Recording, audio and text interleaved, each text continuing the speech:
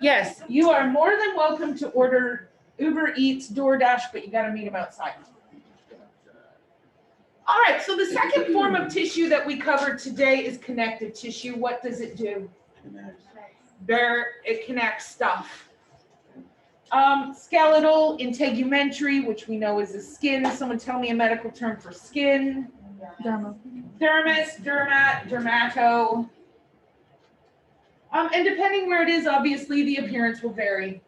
Even in the same organ, like our skin, integumentary, depending on where it is, the appearance will vary. The skin on the bottoms of your feet, very different than the skin on your eyelids. Thank goodness, that would be disgusting. Can you imagine if you had the same thickness of skin on your eyelid? Ew, gross. All of this connective tissue has what we call an extracellular matrix. Now I'm going to explain to you what that means. But essentially, it's very similar. So this is just Doug. What do you immediately think of when I say the word matrix? Yeah.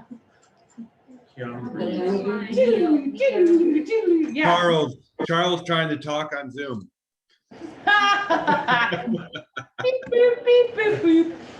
The Matrix, where it was all of these very complex storylines intertwining, interweaving. That's exactly what this is. When I say the Matrix, we have tons and tons of different components that are simply interweaving with each other. And depending on the form and function, that will determine how do they weave. Some will be weaving in multiple directions so that they can resist stretching. Some will be weaving in a singular direction so they can resist stretching. It just kind of depends where they are and what's stretching them. So that is in fact not, yes and no. The outside symptom is where you get these massive kind of tumors. But the cause is not specific to the skin. It is in fact specific more to the lymph nodes, where you have these massive lymph nodes, and your body, it's kind of an autoimmune disorder where your body starts to attack and fill the voids with fluid. And the more fluid it fills, the more fluid it needs to fill. So this connective tissue is a reserve for energy. Well, one of the examples of connective tissue happens to be adipose. Tell me what I just said. Fat. Where do you have fat? Everywhere. Sadly, everywhere. More so after COVID. I heard a couple of you talking about the COVID pounds this morning. Yeah. I don't know, it's COVID 20, 25, 35, I don't know. Yeah, now it's probably upwards of about COVID 25 for Depends on me. your age group. Millennials were said to have gained upwards of 40 pounds on average. Oh my God. Holy smokes. I mean, I'm technically Gen X, but I gained about 35 pounds. I don't even know because I'm too afraid to step on a scale. Agreed. So I'm judging my weight gain. I'm judging my weight gain by how snug my scrubs are getting. It's almost time to break out the exercise bike. I've been threatening that for the last 6 weeks. Still haven't done it. Still haven't done it. But the thing that we do with this fat, this adipose, is it's a reserve for energy. It's what our body catabolizes or breaks down in order to provide us with the energy we need to carry on when we have not taken nutrition from the outside world. The other thing it does is protection. It's going to help to protect. Yes, adipose helps to protect. See, that's what I think. I'm protecting myself from COVID by adding layers and layers, because then there's more that it can't infiltrate. It works. In my mind, it works. Isn't that why cats get that like fatty like pouch? It looks like they just had babies, but it's just like a fat pouch. It's like for protection. Yes and no. So there are a lot of things that can cause what we say is a pendulous abdomen. I know what you're talking about, and it is known as it's not pedicle. Primordial. It's not primordial. That's ooze. Oh. It's It starts with a P. Anyway, it's a flap, and so it's this pendulous accumulation of fat. We typically see it in unneutered males. It's not so much for protection as it is for catabolization, although unfortunately, cats are not set up to metabolize their own body tissue for energy. I thought it was to help provide like loose skin for getting through tight spaces and moving and stuff like that. That's, I had read that somewhere. Like the little boy pouch. So the and that. problem with that is they don't, so it's not the width that usually gets them stuck. It's not the width this way, it's their shoulders. And that's why they have whiskers. Well, maybe it's for like turning around. I don't know. What I had read, and I can't remember where, is about talking about how it was like to provide the skin to make it loose enough where if they were stuck, they could like stretch or I don't know. I don't know. You know what? I'm gonna have to research why do they have that because I've honestly never thought about it. I've never had anyone ask me. So I will find out and I will report back. It also provides the framework for our structural support. We have a skeletal system, a muscular system that work together, and we do have connective tissue that helps to connect our bones to bones, ligaments, muscles to bones, tendons. And unlike our epithelial cell, which was not well vascularized, this one depends. It's kind of a wherever it is going to be depending on how much blood supply does it have. So we have a couple of different sections to our connective tissue, and we're just going to talk about these things. Now, these are all of the things that make up a connective tissue. We have our fibers, which make up the matrix. We've got 3 different types of fibers: collagenous or collagen, reticular, and elastic. And these 3 types of fibers are characterized based on how much flexibility do they have and in what direction do they stretch. Yes. So is the matrix just like the connective tissue as a whole? Yes. Okay, so let me give you an analogy. I made, as you all know, the most fabulous spaghetti on Friday. I told you I was going As to. we know.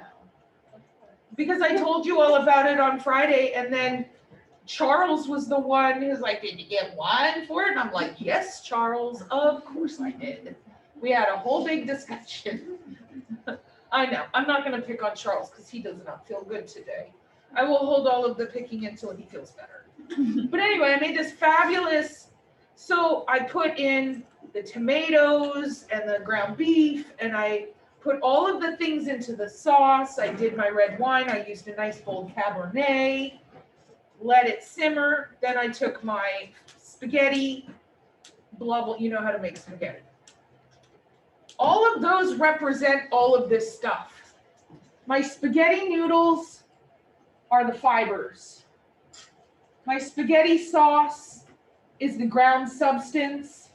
My cells are the meatballs. But what I didn't have like a plate of dry spaghetti and wind it and then dip it in the sauce and then dip it. What did I do? I mixed it all together. So what I had were very distinct and different components that came together to make my spaghetti. Does that make more sense now? So our ground substance is the sauce. And this is, you can't have spaghetti without sauce. It's not spaghetti without spaghetti sauce. It's just dry, disgusting noodles. Same thing here. We can't have connective tissue without the ground substance. And then we have the different cells. And these will be different depending on where is this connective tissue. We have some cells that don't go anywhere. They are lodged, they are called fixed cells, and they just stay in the same hometown that they were born in They never go anywhere. They work at the Dairy Queen. They die in the town. But then we also have these wonderful wanderers, these roving cells, who just go and travel everywhere. And so these components, all added together, make a fabulous plate of spaghetti and meatballs, which overall represents our connective tissue. And so we're just going to talk about each. I know you're all furiously writing, but this is one of those review slides that has everything in the chapter on one slide. Now we're going to go through and discuss each individual fiber and each individual cell, and kind of discuss what is each of their roles in the spaghetti. Oh, the spaghetti was good. It was so good. And the spaghetti sauce gets so thick because I reduce it for like an hour, that what we do is I buy hoagie rolls. Here's your food. I buy hoagie rolls, and it's such a thick, rich spaghetti sauce. It's almost like a sloppy Joe. So we take the meatballs, which we use ground beef and Italian sausage, ground Italian sausage, make the meatballs, we cut them in half, and we put the spaghetti sauce and the meatballs and a layer of mozzarella cheese and toast it. And it makes a spaghetti sauce meatball sloppy Joe sandwich. If you dip your garlic bread in the sauce. Oh God, yeah. There, you can't not do that. It's not spaghetti sauce without that.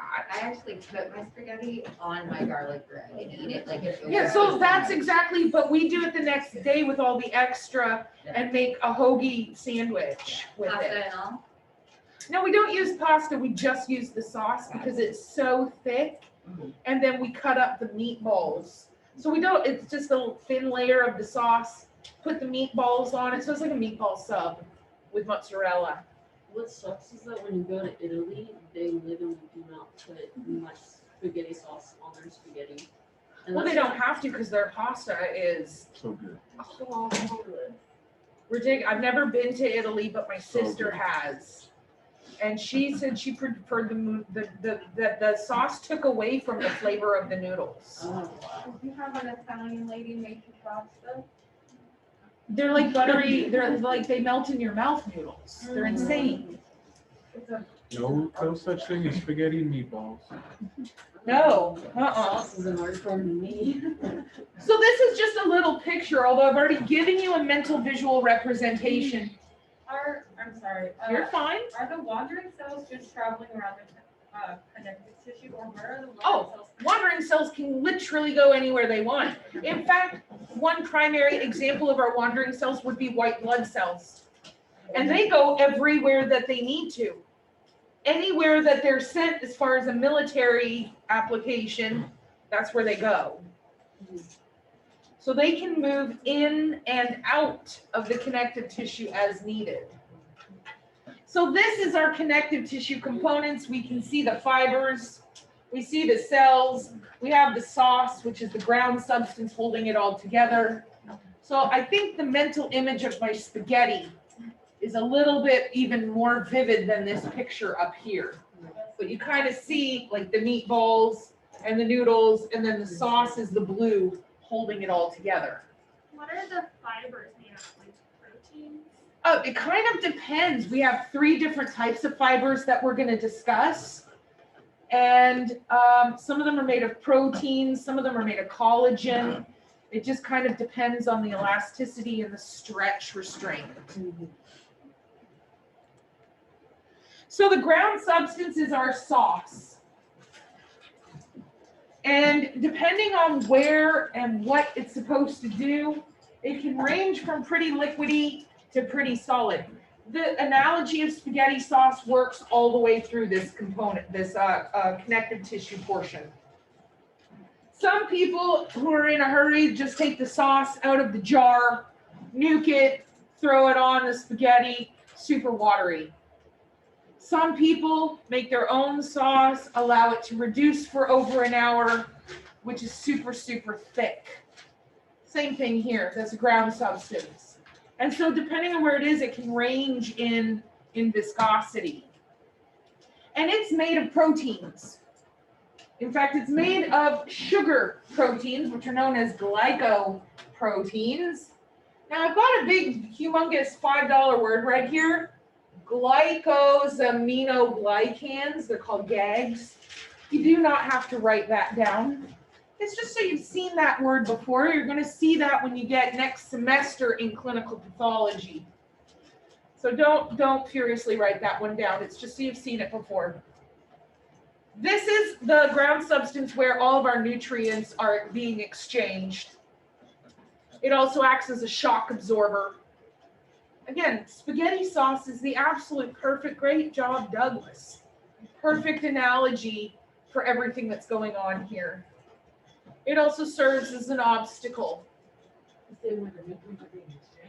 Yeah, so it's where we are going to deliver nutrients from the bloodstream and deposit any kind of toxins or any kind of byproducts back to the bloodstream. So it's this ground substance that's communicating with the blood, delivering the nutrients. Because everything needs nutrients. Every cell in your body needs a nutrient. In fact, every cell in your body is super greedy. And they got to get paid. And yeah, they do. They got to get paid. And what they get paid in is primarily glucose. But we do also need proteins, because remember a million years ago when we were talking about the functionality and the anatomy of the cell, and how we have ribosomes that are taking amino acids and reassembling them into different proteins? Well, where do I get the amino acids from? Breaking down other proteins. So this is just our ground substance. It serves as a barrier. It's exchanging our nutrients. And it can range in viscosity from liquid to solid depending on where it is and what the needs are. What is it a barrier for? Invaders, just in general, stranger danger.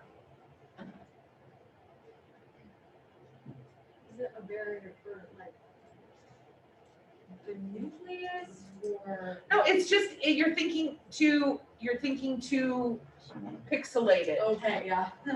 The ground substance. So if I take my fibers, and all I got are fibers, and you're trying to get to me, and I hang these giant spaghetti fibers in front of you and go, yeah, come at me, bro, you're going to very easily be able to get through those.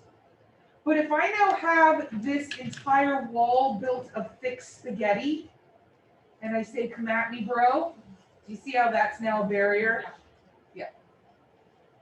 Love this spaghetti analogy. I think this is your meanest analogy yet.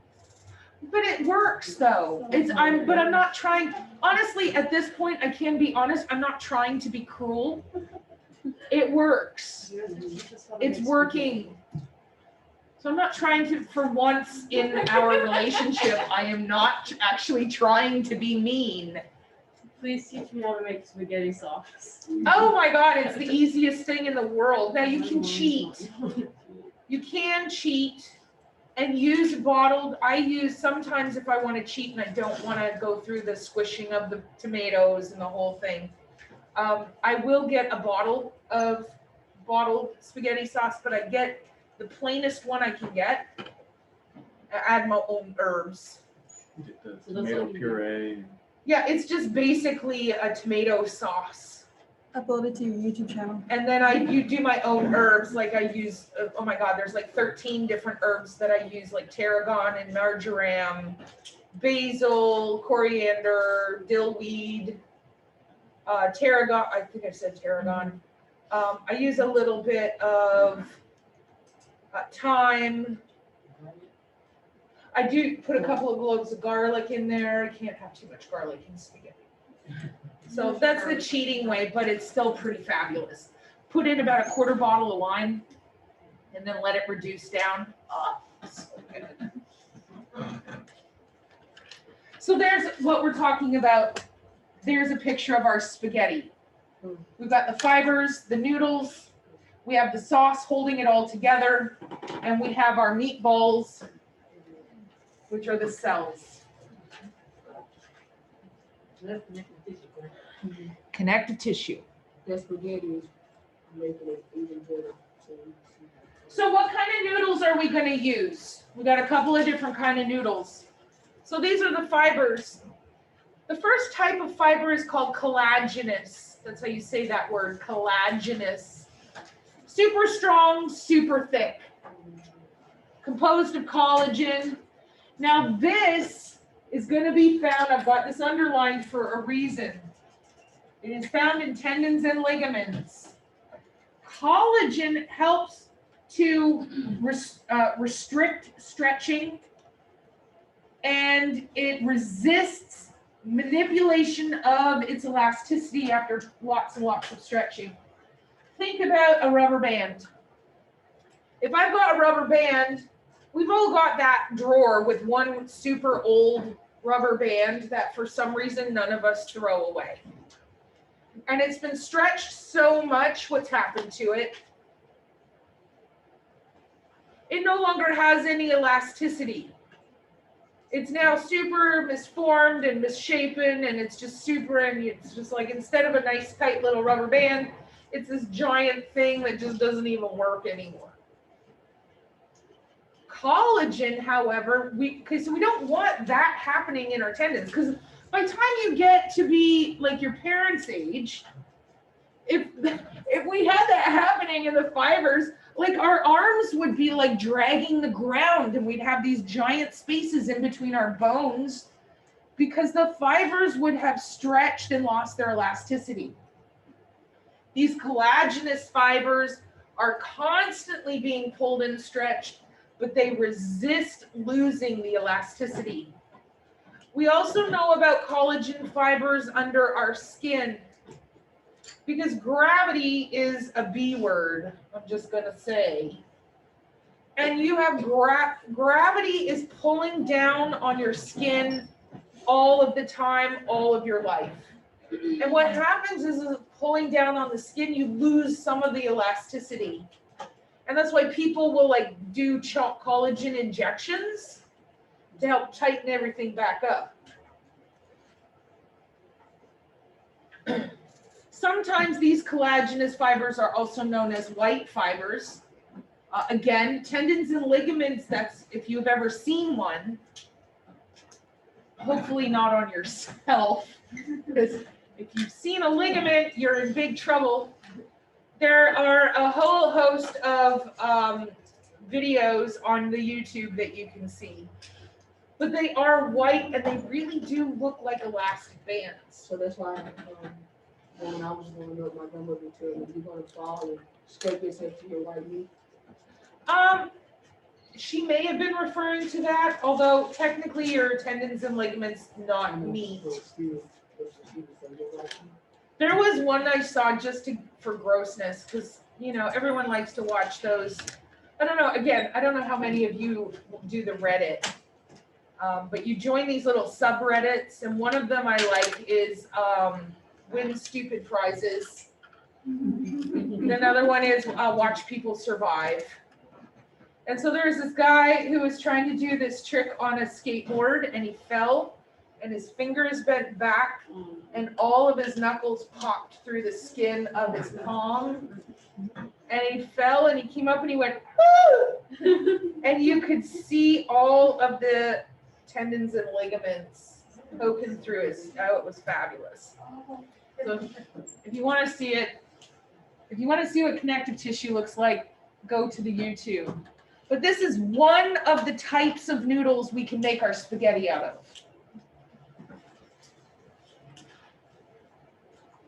So here we have big, huge, thick collagen fibers. Now, do you have to only use one type of noodle when you're making spaghetti? No, you can use as many types of noodles as you want. So we do have some connective tissue. You use spaghetti noodles for spaghetti. You do use spaghetti noodles, but they do have big, thick, fat spaghetti noodles. They got little tiny thin spaghetti noodles. So they have all kinds of different thickness of spaghetti noodles is kind of what I'm getting. I like, you're not gonna use a penny pasta for spaghetti. But what I'm saying is with our spaghetti, we can use any size noodles we want. And in some of these connective tissues, we will use multiple types of fibers. This is just a comparison picture where you can see the collagen versus the next fiber we discussed, which is the elastic. Very different in size, same function, different size.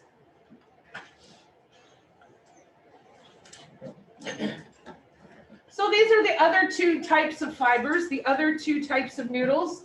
We have reticular, which are very thin and delicate, and they form support. These reticular fibers, I like to refer to them as hammock fibers. These ones are interweaved, and they help to support, like a hammock, your endocrine glands. So some of your glands are just suspended, and we need to kind of give them a little bit of support. And it's these reticular fibers that are all meshed together and form a little hammock for other organs and glands. Elastic fibers, well, by the name, what do you guess? They're super stretchy. They can stretch and contract. One great place where you might even be able to see them are your vocal cords. Your vocal cords are made of this elastic tissue because they stretch and vibrate. We had a good discussion about how sound is an illusion. As my vocal cords have air passing over them, they are vibrating against each other. The vibrations are exiting my mouth.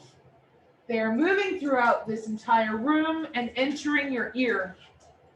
You have 3 little bones in your inner ear. The vibrations are amplified by the tympanic membrane, and it causes these little bones to bump together like Morse code. That is then converted into an electrical impulse sent to your brain for interpretation. Every single one of you is hearing me differently. The timbre of my voice, the pitch of my voice, different. It also depends where in the room are you. I hear myself differently. You ever heard yourself on a recording? Why do you sound so different on a recording? Because the direction of the vibrations have changed. Instead of coming around, it's entering like this. So you can see your vocal cords moving and contracting and vibrating. Where our collagenous fibers are known as white fibers, our elastic fibers are known as yellow fibers. That would be a great multiple choice question, I think. Some other great questions would be, which of the 3 connective tissue fibers is thin, elastic, and acts as support for other glands? Which of the connective tissue fibers has great ability to stretch and contract? Which of the connective tissue fibers resists stretching and is the thickest of all of the fibers? All of those are potential test questions. Let's just write the test as we go, why don't we? Together. Heck yeah, I don't mind doing that. And those are all of the spaghetti noodles that we can use in our connective tissue. What questions can I answer for you? Is everybody on the bus? Do the reticular fibers have a name? If there's white fibers and yellow fibers. No, they're just reticular. I personally, now this is not testable VT&E, I call them the hammock fibers because it helps me remember what they do.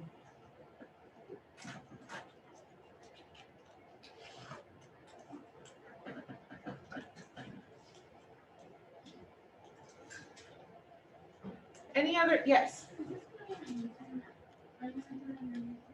Yeah, my YouTube channel, other than the lecture from yesterday, it should be up to date. I've been pretty good about getting everything uploaded. Not having to go over it again, 'cause I've been up to 2 in the morning and I understand what you're saying, it's just not. You're more than welcome to. That's why I post them for you, so that you can go back and do some review. So yeah, I will make sure. I think I'm current, except for yesterday. I got caught up in some stuff and didn't get yesterday's, but I'll make sure I get these posted as soon as we're done.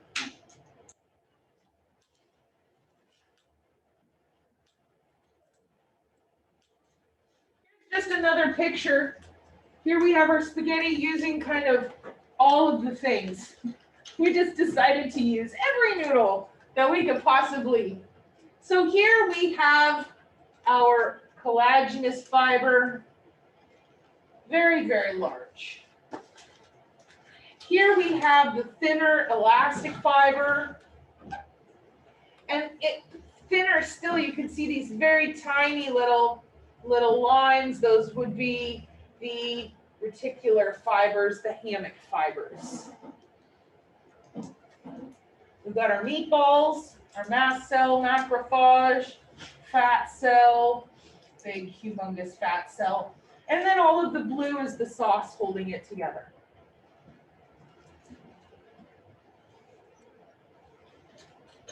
So now let's talk about some cells. Gosh, I love talking about cells. Although technically I like talking about everything. What was the last picture? Was that like a fat layer underneath? It was just a picture showing the size variation between the three fibers, incorporating them into the ground substance. So it was just a generalized comparative picture. All right, so we have some cells that never go anywhere. They're called fixed cells. They are born, they work, they live, they die, they never go anywhere. The name of these cells will be dependent on their location. For example, okay, so the word blast means a transitioning cell, or what we sometimes refer to as a baby cell. So if I have a med term, you guys, pew, pew, pew. Chondroblast, tell me chondro, where is this cell? Cartilage, very nice. Osteoblast, very nice. As my cells mature, they transition from the word blast to the word cyte. Cyte just means adult functioning cell. Now, my blast cells are super active. Think the hyperactive 2-year-old on a whole handful of pixie sticks. Yeah, I used to do that to my nieces. My sister hated me. So when I have a nephew and 2 nieces, but when my nieces were super little, I'd go over and I'd have a pocket full of pixie sticks, and they'd come over to me and Aunt Cat, and they'd open their mouths like little birds, and I'd just like pour it into their mouth from my pocket, and nobody understood why. When Aunt Cat was getting ready to leave, the children were like, pew, pew, pew, pew. Gotta go, see you later. I have a similar story to that. My niece, she loves candy, and so when my mom gives her candy, I figured out she starts fighting it. So I asked her, I was like, "You have any candy for me?" She bends down from her sock and pulls out a lollipop. Oh my God, she's like a little pirate. Yeah, She's just smuggling already candy. unwrapped, and she looks at me, she pulled it out from her sock, and I was like, I don't know if I should eat it. Oh, I wouldn't. Oh, hard no. Oh God, no. Don't ever eat anything a child hands you. Never. Never. Well, my whole point is these baby cells are the ones that are hyperactive, running around like crazy people doing their jobs. As they mature, they become less active. I am the prime example of the human version of a cyte. Now, I have this hair on my face, gosh. If my body says, oh no, we have jobs to do and no one's doing it, these cytes can revert back to blasts. So blast and site in this regard is really just describing what is the activity level. The blast is super active, the site is less active. And so we have here a chondroblast, super active. As it becomes less active, it turns into a chondrocyte. Osteoblast to an osteocyte. Fibroblast, fibrocyte. And then there's an, infinite number of other cells. Nephroblast to nephrocyte, et cetera, et cetera. So all we're talking about here with these fixed cells is what is describing the activity level.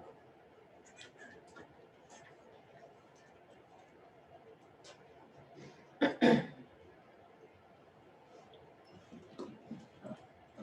the three were fibroblasts, chondroblasts, and osteoblasts. Yeah, those are just three, just so that you have some examples of the words. They're by no means the only three. So here we have some more fixed cells. We have something called an adipocyte. That's fun to say, not fun to see. What is an adipocyte making? This is your fat. It's filled with lipids and it gets bigger. It is your storage unit, but unlike a storage unit like at U-Haul or something like that, where you pack as much stuff in and it gets full, this is a magic storage unit where if you pack it full, it gets bigger. And you just pack more stuff in, it gets bigger. Pack more stuff in, it gets bigger. There is almost an infinite amount of growth that this adipocyte, these adipose tissues can have, sadly. And then finally, we have our reticular cells, which are fixed cells. These are involved in immune response. Now, we're not going much deeper than that. This is not a class where we're going to get into a lot of immunology. You will get into some immune response.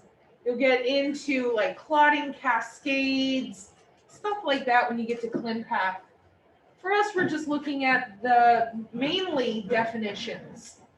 So our reticular cells, they form, again, just like our reticular fibers, net-like connections.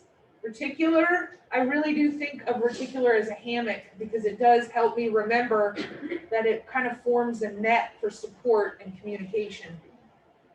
And this is a immune response. And in this case, these cells are primarily involved in communication. So those are our three different types of connective tissue cells, fixed cells. They don't go nowhere. Yeah, they just get big. So you never actively lose. You will have the same number of fat cells, but if you are using more energy than you're taking in, I have a difference here. And so I will pull that out of the storage unit. And when I pull stuff out of the storage unit, it gets smaller. And so that's where if the cells shrink, that's when you lose weight. But you're not losing the cells. The cells, you have the same number of cells. They're just getting bigger. And they have almost an infinite capacity to stretch. There's a show when I start feeling down and really, thank you. Yeah. Not because I find those people really courageous. They're really putting themselves out there. They're admitting, most of them, some of them, okay, very few of them are admitting they have a problem and taking steps to help resolve it. And I find that really, really, that they're very challenging towards themselves. And they really are. They're just like, I'm just going to put myself on TV and burr, burr, burr. And that doctor is here in Houston. Yeah. Dr. Now. But when they lose weight, it's the cells shrinking down. I love that show until I found out my favorite guy on the show my favorite guy on the show died a year after they finished filming. And the best they can tell is he committed suicide. Yeah, it's just the mental illness He is started getting staggering. his weight back and he was found in a ditch somewhere. Yeah, Well, the that's, mental, that's the problem with the surgical procedures. It doesn't address the underlying factors. And it's like if the patients were following the diet as prescribed, they wouldn't need the surgery. Yes, exactly. right. Anyway. Oh, let's talk about wandering cells. Whew, I love it. I'm gonna move this thing down because I want to introduce you to some friends of mine. The first type or category of wandering cells, these are cells that are now not tethered to one spot. They can go anywhere they need to go, are leukocytes, and that's the medical term for a white blood cell. Now they are typically found in the blood. You know, blood in itself is considered a liquid tissue. It is a connective tissue because it communicates with all sorts of different body systems. It connects everything together. And these leukocytes use this highway, this circuit, to travel everywhere in the body and provide the military service. We've got 5 types of white blood cells. Again, don't furiously write this stuff down. I just want to introduce you to them because I believe that at some point in midterm, you're going to start talking about blood. Probably when you get into the cardiovascular system. Have you guys started that system yet? Next week. So you'll be talking about blood and you'll have heard these words before. I'm not going to ask you to identify them. I just want you to meet them howdy handshake. First up, we got this guy. This is segmented neutrophil. He is the most numerous white blood cell in your immune system army, and his job is to help identify stranger danger, form a wall. Forms a barrier, keeps out stranger danger. Next, we have basophil. Not basophil, I'm sorry. I was looking at the basophil. Here we have monocyte. And we know it's monocyte because he's the only one that has this horseshoe-shaped nucleus. Now, monocyte is my favorite cell because he's kind of bipolar, kind of schizophrenic. He's got multiple personality disorder. He is the Brent Banner of the cell world. When he is inside your bloodstream, he's just this mild-mannered, top of the morning. I don't know, again, why he's English, but this little top hat and monocle. But suddenly the immune system says, monocyte smash. And he exits the blood and he just starts eating everything. It does not matter if it's a good cell, a bad cell, a foreign invader. He destroys everything. It's crazy. Next to him, we have basophil. Remember that because his granules are blue. Basophil. I know some of you are like, that's not, those granules look purple to me. No, in order for it to work, they're blue. Just pretend they're blue. Basophil works very closely with this guy, and his name is eosinophil. And those two are involved in things like allergy response. So right now, where all of your allergies are freaking the heck out, blame these two guys. Because they're the ones that are determining that the pollen that is blowing around in the air is going to kill you and launching an immune attack against it. In between, we have the little round guy. He's the general of the army. His name is lymphocyte. And he's the one that is communicating with your immunity Groot. So basically what happens is segmented neutrophil is just the infantry, and they're just patrolling. And they're patrolling and they're looking around and they're like, oh my God, stranger danger. Stranger danger. And so they communicate with lymphocyte, and lymphocyte comes over and says, yep, that's stranger danger, all right. And he gets on his what? Cell phone. Oh, come on. I am going to continue to make that stupid joke until you laugh at it. Too little, too late. Lymphocyte calls immunity group and says, hey, we've got stranger danger. This is what it looks like to me. Immunity group assesses and says, looks down from his Heavenly Kingdom. Yep, that's definitely the one that's on this wanted poster. He looks up and sees if he has a card that tells him how to fight it. If he does, then we know how to fight it. If he doesn't, then we got to make it up as we go along. And that's when he pulls Monocyte in. And says, Monocyte, stranger danger. Go get him. Monocyte exits the blood, enters the tissue, and kills him, and eats him, and sacrifices himself for you. The other two are not involved in that particular war. They're involved in parasites and allergy response. So those are our leukocytes, our 5 white blood cells. Really fascinating. We also have this cell called a mast cell. And what a mast cell does is it carries this stuff called histamine. He works, I don't have a picture of him, but he works pretty much with the entire infantry. He is kind of like the communicator. He has this histamine. We've all heard the word histamine, especially if you suffer from allergies. Here's what a histamine does. So regardless of what type of cell I am, although specifically mast cells, eosinophils, and basophils, these 3 cells carry histamine. So I'm going to be a mast cell now, and I'm just patrolling around. I see the stranger danger. Well, how? I don't have any communication with anybody. My cell phone, it's going to keep coming. It's going to keep coming. My cell phone doesn't reach anybody. I am covert. So what do? I have a beacon. And I plant the beacon over here by the stranger danger and I turn it on. And it now shines a light where everybody else can see it. The brighter the light, the more dangerous, the more people need to come and help. That's why you have varying degrees of allergy response. Some of you might have an allergy response where you get a little bit of an itchy eye, a little bit of a scratchy throat. Others are going into anaphylactic shock and dying. Well, your beacon was way, way brighter than the others, calling way, way more military personnel to come and fight.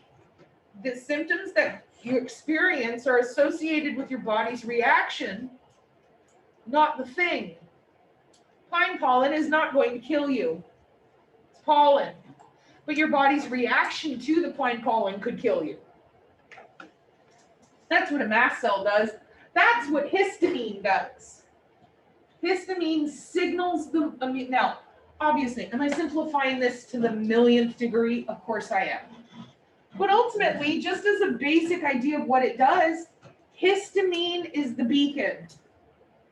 Well, if I could turn the beacon off and call off the troops, do you see how I'm no longer going to be experiencing symptoms? So if I have allergies, what kind of medicine do you take? A what? An antihistamine. Guess what your antihistamine does? Your Benadryl, diphenhydramine, loratadine, which is what's the one with the C? Claritin is loratadine. All of these antihistamines come over, click, and they just turn off the beacon. That's it. They just come over and they just go click. All right, that light's turned out. And we'll go over here, click, and they're just going around turning off the beacons. So now as Immunity Groot is looking, he's like, hey, mast cell, thought you said you planted some histamines. I don't see anything. The problem must be taken care of. We don't need to launch an attack. You don't have any symptoms. It doesn't last forever, does it? Because mast cell, after about 8 to 12 hours, will come over and go, damn it, I thought I put a beacon over here. There's still stranger danger. Click. And then you take another antihistamine. And of course, this is constant fight on turning the beacon on and off. So that's our mast cell. I'm about to save you guys a crap ton of money. How many people here take Claritin? It's fabulous. It's wonderful. Costco. Better. I got better for you. Pharmacology is going to save you a lot of money. Because if you know the generic term for medications, you're going to save a lot of money. The 365 dose supply of Zyrtec, Kirkland signature brand, is $11 versus Yeah. $20 for a 36 count box of Zyrtec. So you guys know that Claritin is ungodly expensive. It's one of the most expensive, however, rightly so. It works amazing. It's what, 30 bucks for like a 15 caplet? It's insane. Loratadine is the generic term for Claritin. It's the exact same medication. Loratadine. You can get a 100 count bottle at Target for about $5. Same stuff. It's the exact same medication. It just doesn't carry the fancy Claritin name. Do what? Same dosage, same active ingredient, same everything. It's probably produced in the same factory. and Probably, packaged yes. differently. That's how It's the difference between buying name brand Benadryl Anything in a can. and getting diphenhydramine. You can buy an entire big bottle of diphenhydramine for about $3 versus a big bottle of Benadryl, same account, for like 30. So, yeah. I also So- always get the Dollar General or Walmart brand, whatever it is. Yeah, cheap. As long as it's the same active ingredient and the same dosage, it doesn't matter. So get the Loratadine, super cheap.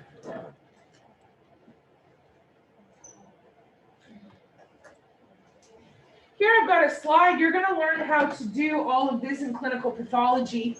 In fact, my Onyx are learning how to do their blood smears right now. So here I have here's a basophil with the blue granules. Here's an eosinophil. Here I've got some lymphocytes. Here I've got a mast cell. Here I've got erythrocytes, which are little red blood cells. So this is just kind of showing all of these wandering cells, and they can go anywhere you need them to. Yeah, lymphocytes are created and originate in your lymph nodes. And that's why diseases that affect your lymph nodes, like leukemia, meaning a diminished number of white blood cells because it affects the lymph system, which is a primary producer of white blood cells. And the white blood cells are not living forever. They're not immortal. They die. But if you're not producing new ones to replace, now you don't have any immune system. And that's a big problem with people with leukemia. Here's our wandering cells continued. Now, monocyte is one example of a cell called a macrophage. Somebody break this down and tell me medically what I've just said. Macrophage. Yeah, these are cells that are just, they eat stuff. There's a lot of different types of macrophage, monocyte being one of them. The whole point of macrophage, they engulf, like,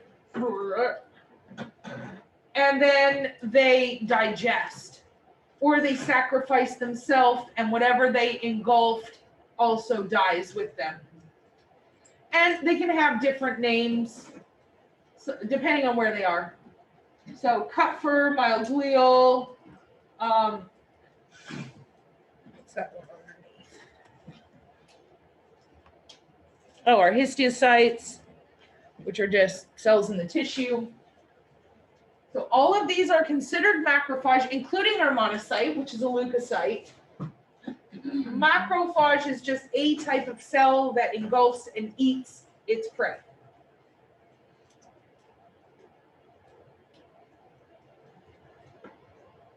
And that's it. So monocyte is a type of macrophage. Macrophage is any cell that engulfs and digests a microbe. Does that make sense to everybody? digests the cell? So what you're going to have is these remember from the previous chapter, you have these voids, which are a vacuole. And you had the lysosome that brings, so what I do is I come over at now, I'm on a site, and I go, and he's now trapped in the vacuole. I now have a lysosome come, deposit the digestive, I say digestive, deposit its enzyme, and it dissolves the thing. So that's where it is. It's these giant vacuoles, which are just a void in the cell that trap the invader, and then our lysosome comes in behind it and helps to kill.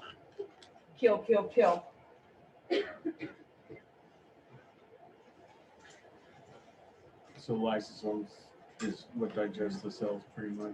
Yeah, well, lysosomes are the thing that has because lyse means to Kill. break down. Break down, yeah.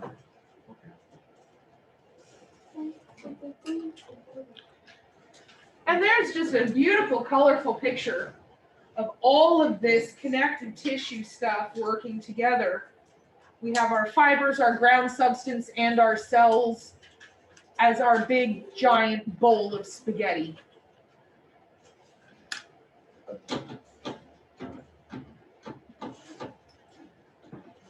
Time flies when we are having fun, my kiddos.